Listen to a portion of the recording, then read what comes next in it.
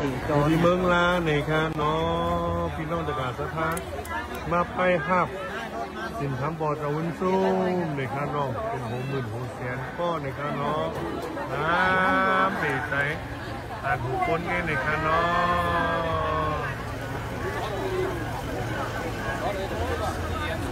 ใช่ซีรสชาติฟังแล้วหลายวันแล้ว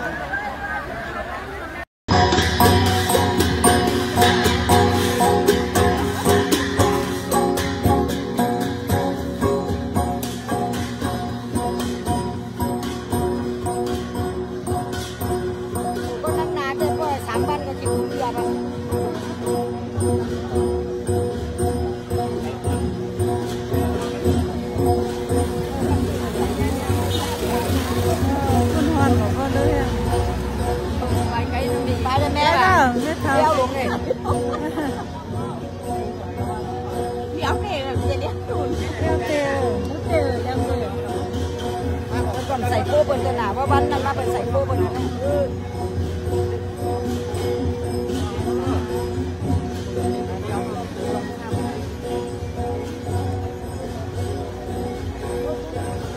ขาดร่างคาขึ้นมาไม่น่าไปตามไม่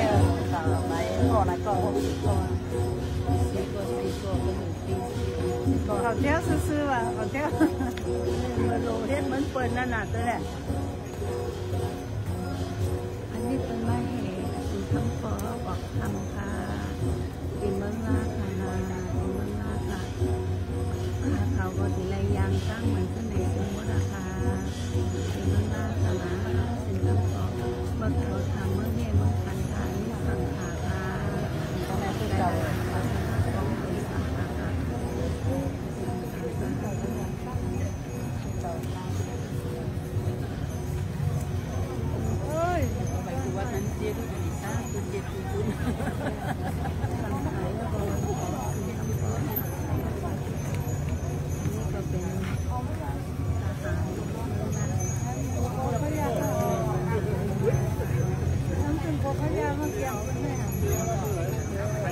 พอพยานี่มาแขวมันคือเนี่ยได้แขวบนนอกเหนื่อยแค่ก้นแขวไง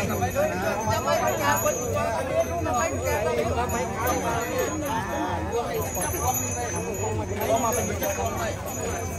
ได้กลัวแล้ว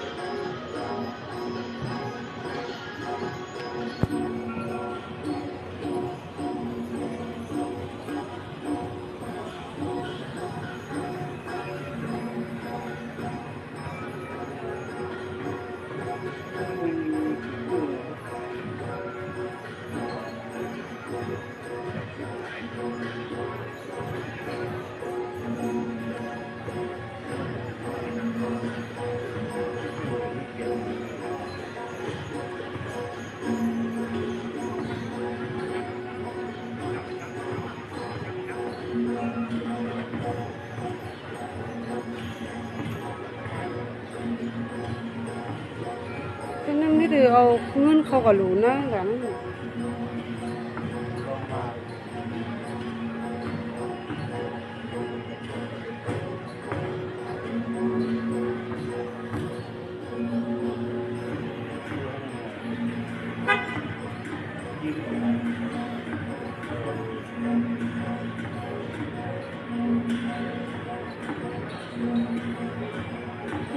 ันตั้งสีตาสางเนี่ย